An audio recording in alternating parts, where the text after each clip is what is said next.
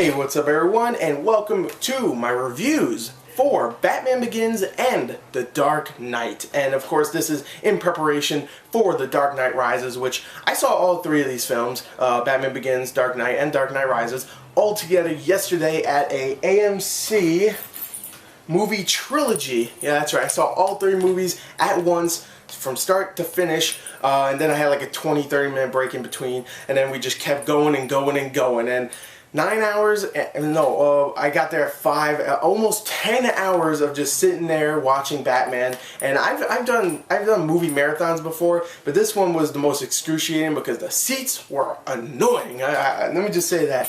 I had to bend my neck this way because I was all the way on the left, and I bent my neck this way to see the entire screen. And oh my god, first of all, I'm fat, so if I have the cup holders down, it's just like squeezing me. I'm like this, and yeah, I'm doing that voice too. And I'm just watching the screen like this, and it was excruciating. But it was Batman, so I withheld. I fought the cup holders, and I fought, and I won. And I watched all of it, and wow, it was an exhausting experience. And I want to do a real quick review for Batman Begins and The Dark Knight before I do Dark Knight Rises. And they're going to be real quick reviews, okay? Let's get straight into it, okay? Well, not straight into it. It's been 2 minutes already. Without further ado, let's actually talk about these movies, okay? Batman Begins. Oh my god. First of all, Batman Begins is a fantastic start to a trilogy. It really is. And it is very overlooked. When it came out, it didn't do as amazing as The Dark Knight did. It did good. It made like 200 million. Maybe like 500 million overall for foreign and over here in USA. But it didn't do amazing like The Dark Knight did. But it really is a movie that should have, because it's so good. It's a great start to Batman, and Bruce Wayne is such a fantastic and really likable character in this movie. I mean, you really care for him, and Christian Bale does his all in this. I mean, he is a perfect Bruce Wayne. He is the best Bruce Wayne or Batman I have ever seen. And people will complain about his voice in this one, more in The Dark Knight, and even Dark Knight Rises, but I think it's a fantastic voice in my opinion. It really is. I understand what he's saying. He sounds grisly, he sounds intimidating. I wouldn't want to screw with that guy because he looks tough, and you know, yeah, I really like the voice. And here it's just a great little origin story of how he became Batman, how he trained with the League of Shadows run by Ra's al Ghul, and how he just became Batman pretty much because of it. And I just think it's a great origin story. It really is. One problem I do have with it is that the action isn't filmed all that great, so it's a lot of like shaky, like if I did this the entire time. Whoa. If I did that, place it back.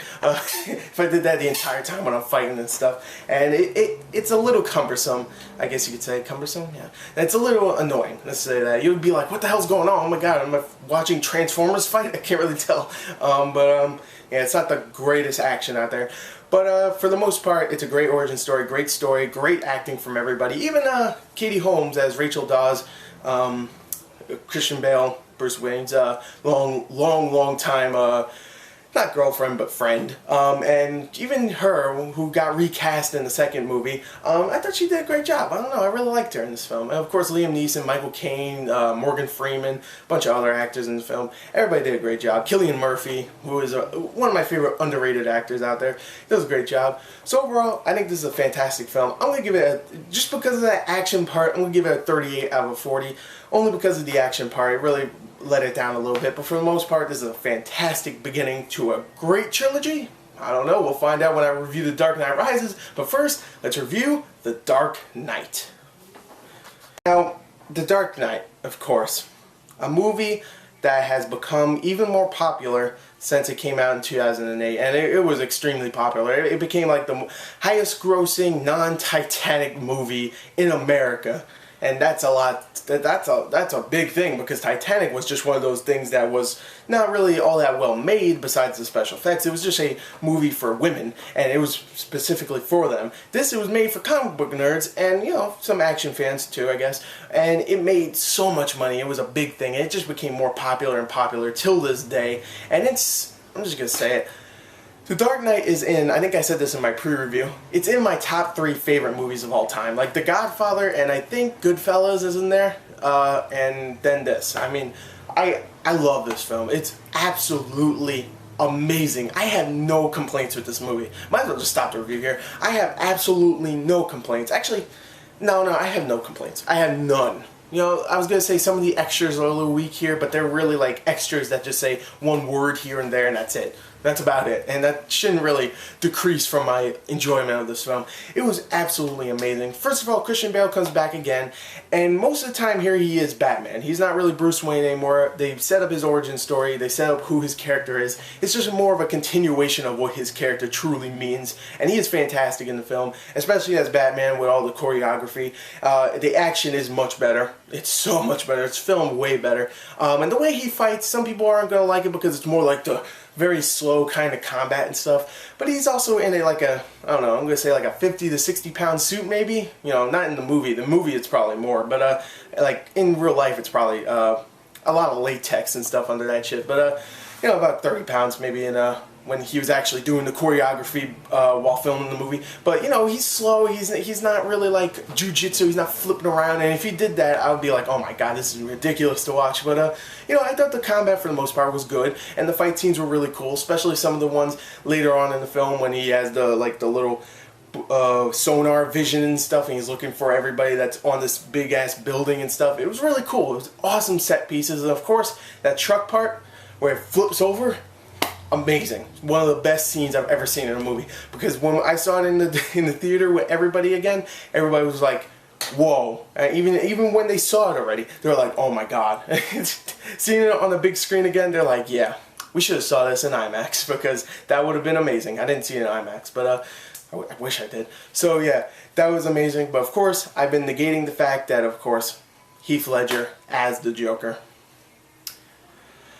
Rest in peace, bro. Rest in peace, because you did an absolutely amazing job in this. You are the Joker. Like, I mean, don't get me wrong. Jack Nicholson was amazing. Cesar Romero, back in the day, was amazing.